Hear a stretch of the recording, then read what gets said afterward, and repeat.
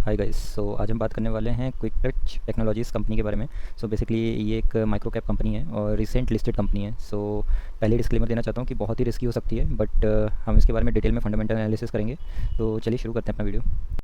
Video शुरू करने से बेसिकली सबसे पहले हम थैंक्स बोलना चाहते हैं राधा जी को। बेसिकली इन्होंने ही रिक्वेस्ट करी थी और आप देख सकते हैं इन तमाम कंपनीज़ पे इन्होंने रिक्वेस्ट करी है। क्विक टेक टेक्नोलॉजीज़ दैन इकिन सॉफ्टवेयर द्रोणाचार्य।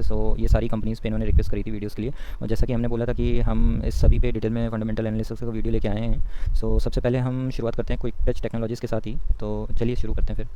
सबसे पहले देखते हैं कि कंपनी कामकाज क्या करती है। यहाँ पे आपको देखने को मिलेगा कि कंपनी का जन्म होता है 2013 में। 2013 से ऑलमोस्ट कंपनी काम कर रही है और ऑलमोस्ट हम कह सकते हैं इसको 10 साल हो गया है काम करते हुए। और आप देखोगे इसका एरिया जो है बेसिकली ये आईटी कंपनी और आईटी सेक्टर से बिलोंग करती है, जैसे कि आप यहाँ पे देख पा रहे हो। और इसी के साथ ही इसके बारे में, अगर इसके बिजनेसेस के बारे में हम और देखें तो हमें देखने को मिलेगा कि ये सॉफ्टवेयर आईटी सॉल्यूशंस और कंसल्टिंग सर्विसेज प्रोवाइड करती है। बेसिकली जो भी सॉफ्टवेयर्स होते हैं आईटी इंडस्ट्रीज़ में, जो सॉफ्टवेयर्स बनाए जाते हैं, तो पहले तो ये उन सॉफ्टवेयर्स को उस सॉफ्टवेयर्स के सॉल्यूशंस प्रोवाइड करती है। मतलब इनफैक्ट सॉल्यूशंस आईटी सॉल्यूशंस भी बनाती है और उसको उसको सर्विसेज भी प्रोवाइड करती है। कंसल्टिंग सर्विसेज बेसिकली वही रहती है कि आप अपनी सर्विसेज किसी थर्ड पार्टी को प्रोवाइड कर रहे हो, आईटी सर्विसेज। जैसे कि आप यहाँ पे देखोगे तो IT product and software development दोनों पे ही काम करती है। मतलब सॉफ्टवेयर भी बिल्ड करती है और आईटी रिलेटेड जो प्रोडक्ट्स होते हैं उसको भी बनाती है। साथ ही साथ आप यहाँ पे आप देखोगे तो सॉफ्टवेयर कमर्शियल ट्रेनिंग जो होती है ये भी प्रोवाइड करती है। बेसिकली कमर्शियल ट्रेनिंग्स क्या होती है, जैसे कि फॉर एग्जांपल अगर मैं आपको दूं कि जैसे इन्फोसिस है, टीसीएस है, उनको अपने एम्प्लॉयज़ को ट्रेन करना है। मान लीजिए किसी पर्टिकुलर स्पेसिफिक लैंग्वेज में ट्रेन करना है, जैसे कि जावा हो गया या फिर आपका डॉट नेट हो गया, इस पर आपको ट्रेन करना है। वो किसी थर्ड पार्टी वेंडर्स के पास जाते हैं और उनके पास स्पेशलिस्ट होते हैं, जो फैसिलिटीज़ होती है, टीचर्स होते हैं, उनको कंसल्ट करते हैं, देन फिर वो ट्रेनिंग प्रोवाइड करते हैं। इस कंपनी का काम बेसिकली यही है कि ये ट्रेनिंग प्रोवाइड करती है। यहाँ पे आप देख रहे हो कमर्शियल ट्रेनिंग्स प्रोवाइड करते हैं, जो भी सॉफ्टवेयर के कमर्शियल ट्रेनिंग्स होगी, और देन ये वेब डिज़ाइनिंग भी करते हैं। ये इनके कुछ की एरियाज़ हो गए। और जैसे कि हम बिज़नेस एरियाज़ अगर यहाँ पे देखें, आपको देखने को मिलेगा बिज़नेस एरियाज़ में जो इंडस्ट्रीज़ वाइज आप कह सकते हो कि इनका इंडस्ट्रीज़ वाइज काफ़ी वाइड एक्सपीरियंस रहा है और डीप टेक्नोलॉजी एक्सपर्टीज़ पे ये काम करते हैं। ये कुछ चीज़ें हो गई। जैसे कि अभी हम बिज़नेस वाइज अगर ध्यान दें तो सबसे पहले तो ईआरपी बिज़नेस पे इनका कामकाज रहता है।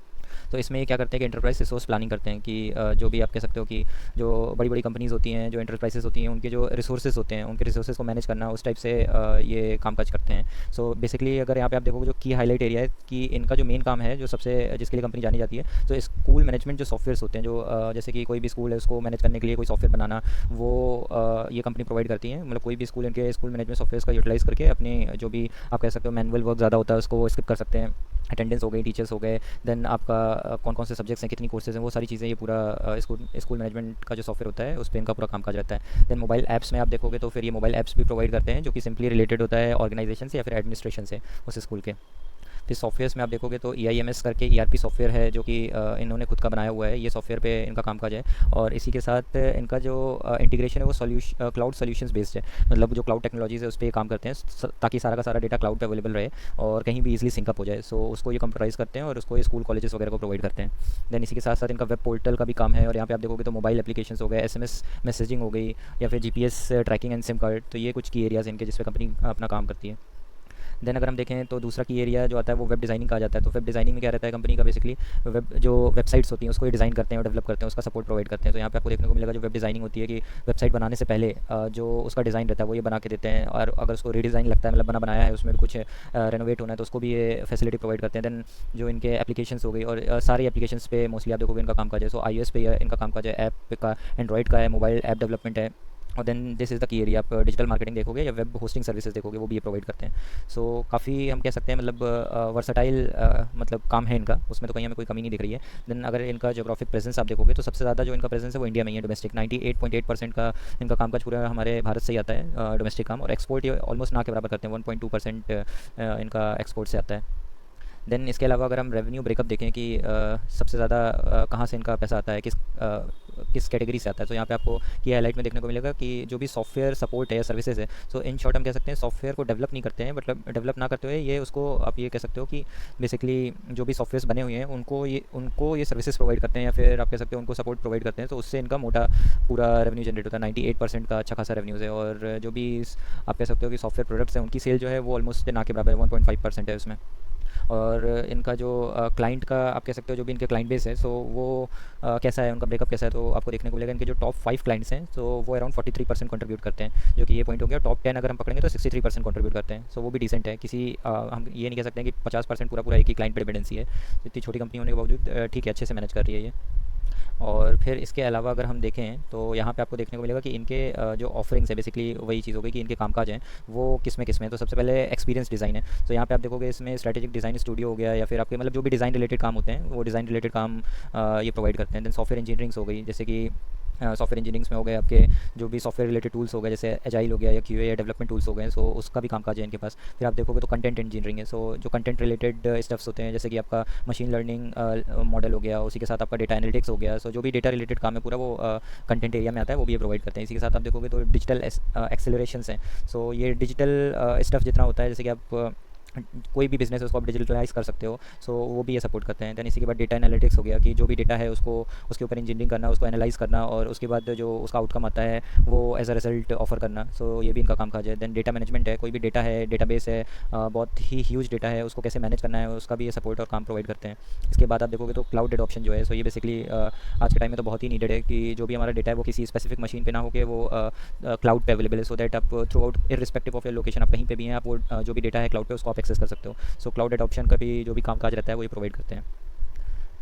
देन हम देखें यहाँ पे कि जो इनकी टेक्नोलॉजी है, सो टेक्नोलॉजीज़ वाइज से ये किस पे ज़्यादा फोकस करते हैं, किस पे काम करते हैं। तो सबसे पहले टेक्नोलॉजीज़ वाइज ये एजाइल को फॉलो करते हैं। तो जिनको नहीं पता होगा एजाइल के बारे में, so it's kind of a methodology है जो कि widely across IT industries use होती है। सो इसमें बेसिकली क्या होता है कि जो भी कोई मान लीजिए आपको कोई वेबसाइट बनानी है, तो आप पूरी वेबसाइट एक बार में ना बना के उसको आप छोटे छोटे पार्ट्स में डिवाइड करते हैं और छोटे छोटे फेसेस में डिवाइड करते हैं। तो आप कह सकते हो मॉड्यूल्स में आपने डिवाइड कर लिया, मान लो 5 मॉड्यूल में किया है, एक मॉड्यूल आपने डेवलप कर दिया, उसको लाइव कर दिया। लाइव मीन्स आपने उसको जो नॉर्मल जनता है उसके लिए आपने अलाउ कर दिया, वो एक्सेस कर सकती है। सो मॉड्यूल 1 पे जैसा भी ट्रैफिक आता है, जो भी जनता यूज़ करती है, उसके अकॉर्डिंगली फिर उस पर फर्दर कोई कमेंट्स है या फिर कोई मॉडिफिकेशन रिक्वायर्ड है, उसके बेसिस पे उसको सेकंड मॉड्यूल में इनकॉर्पोरेट करके फिर रिलीज़ किया जाता है। सो मॉड्यूल में रिलीज़ किया जा सकता है, ना कि वो पूरा वेबसाइट आप पूरा एक बार में बना के आप उसको कस्टमर के लिए लाइव करो और मान लीजिए आपको कस्टमर्स को पसंद ही नहीं आया तो पूरी मेहनत बेकार हो जाती है। सो ये एजाइल का एक एडेड एडवांटेज है।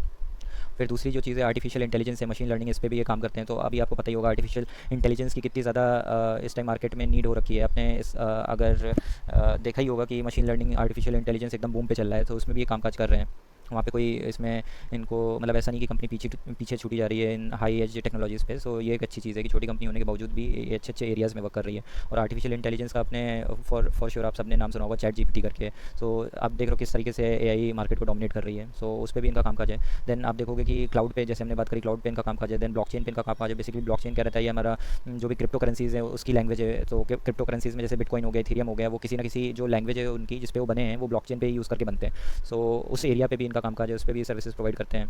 देन डेवॉप्स हो गया, उस पर भी इनका कामकाज है। और देन सिक्योरिटी हो गया, डेवॉप्स जो आईटी सेक्टर से होंगे वो समझ पाएंगे इसको कि जो जेनकिंस होता है हमारा या फिर कोई भी जो सीआईसीडी पाइपलाइंस होती हैं उस पर कामकाज करते हैं, सो दैट वो एक सिंक अप कर सकें और मैनुअल इंटरवेंशन कम रहे उसमें, तो ह्यूमन एरर के चांसेस काफ़ी कम होते हैं। सो ये भी अच्छा एरिया है जिस पे इनका कामकाज है।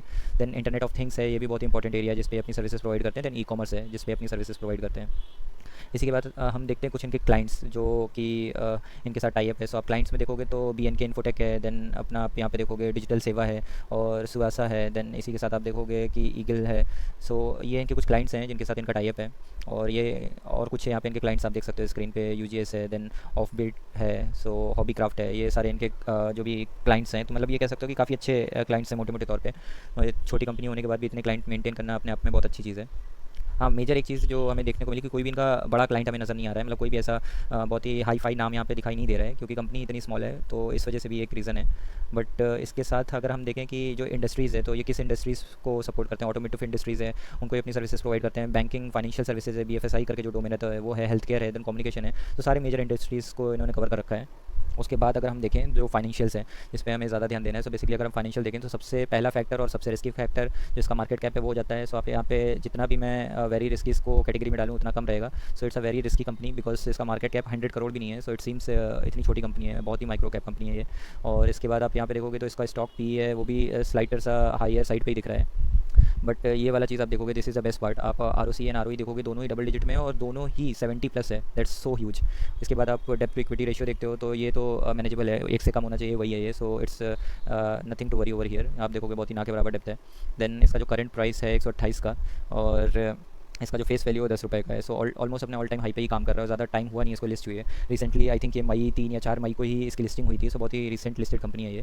देन हम देखें जो इसके कंपटीटर्स हैं, सो फॉर श्योर इसका कंपटीशन बहुत ही टफ है, सारी वेल नोन कंपनीज़ हैं जिसके साथ इसका कंपटीशन होने वाला है। सो ये कहीं ना कहीं बहुत चैलेंजिंग है इस कंपनी के लिए।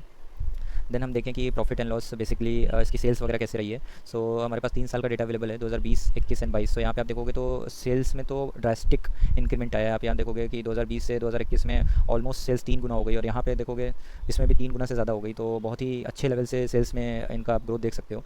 इसी के साथ जो इसका ओपीएम है, और जिस जो हम ऑपरेटिंग प्रॉफिट मार्जिन बोलते हैं, तो उसमें कहीं ना कहीं डिक्रीज़ आया है। यहाँ पे आप देखोगे तो स्लाइटली सा डिक्रीज़ होता रहा है। सो ये की एरिया है जिस पे कंपनी को काम करना चाहिए, क्योंकि अगर ऑपरेटिंग प्रॉफिट मार्जिन कम होता जाएगा तो कहीं ना कहीं फिर वो प्रॉफिट पे इंपैक्ट करेगा और प्रॉफिट हमें कम होता हुआ दिखाई देगा।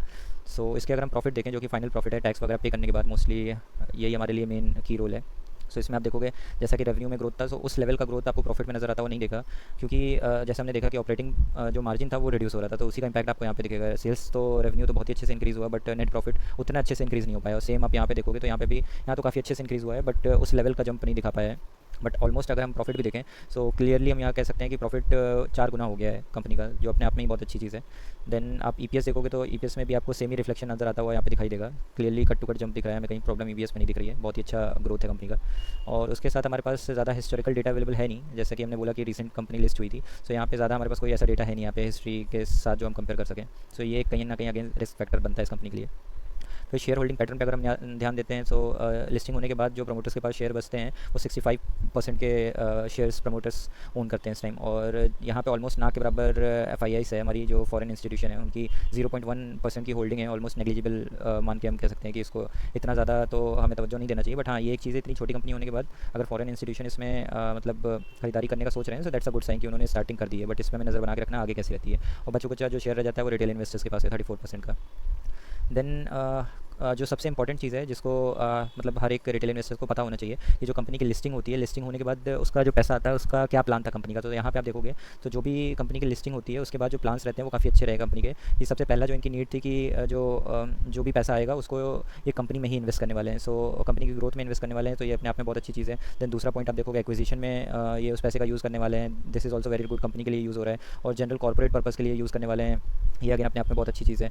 और इशू रिलेटेड एक्सपेंसेस, जो भी इनके एक्सपेंसेस है उसको सॉर्ट आउट करने के लिए यूज़ करने वाले हैं। तो सब कुछ पूरा पैसा मतलब कंपनी में ही इन्वेस्ट कर रहे हैं, जो भी इनको स्टॉक मार्केट से मिला है वो सबका सब ये कंपनी में वापस री इन्वेस्ट कर रहे हैं। So that's a very good sign कि कंपनी आगे चल के बहुत अच्छा ग्रोथ कर सकती है।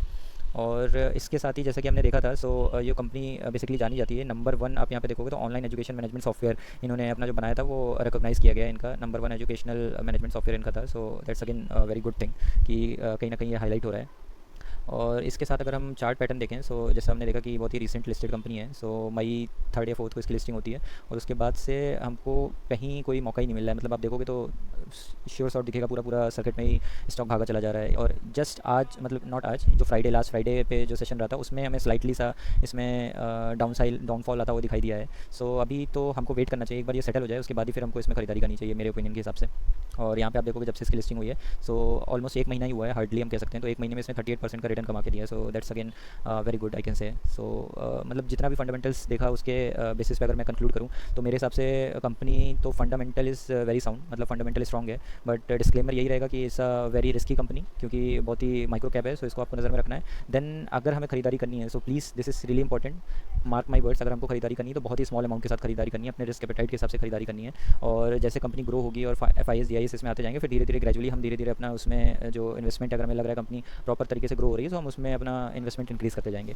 सो इसी के साथ यहाँ पे वीडियो हम क्लोज करते हैं। और अगर आपको वीडियो पसंद आया so please appreciate us by liking our videos and subscribing to our channel. इसी के साथ मिलते हैं किसी और वीडियो में। Thank you so much guys, till then take care, bye bye.